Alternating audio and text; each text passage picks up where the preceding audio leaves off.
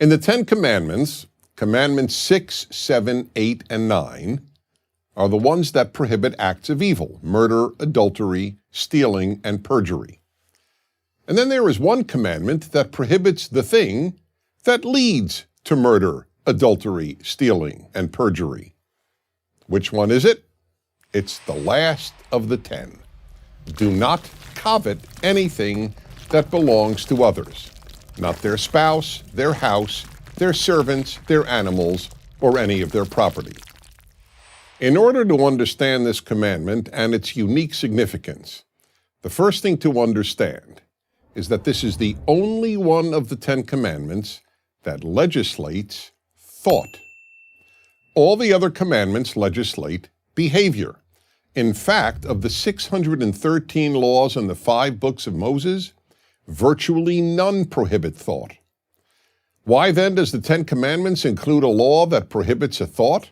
Because it is coveting that so often leads to evil. Or to put it another way, coveting is what leads to violating the preceding 4 commandments, the ones against murder, adultery, stealing, and perjury. Think about it. Why do people do those things? In most instances, it's because they covet something that belongs to another person. Obviously, that is the reason people steal. Thieves covet their victim's property. But it is also the reason for many murders, and coveting is obviously the reason for adultery, wanting the spouse of another person. As for perjury, or bearing false witness in the language of the 10 Commandments, that is done in order to cover up all these other crimes that are caused by coveting.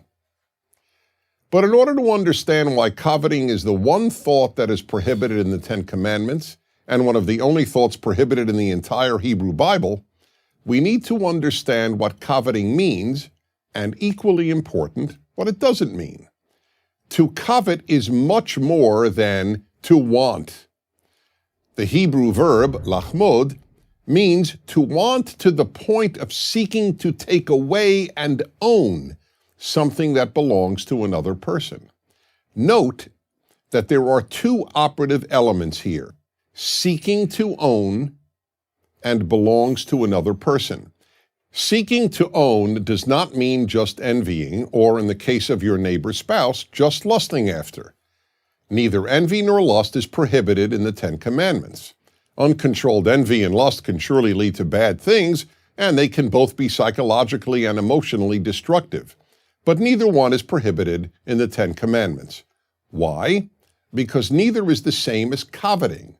It is coveting that almost inevitably leads to stealing, to adultery, and sometimes even to murder.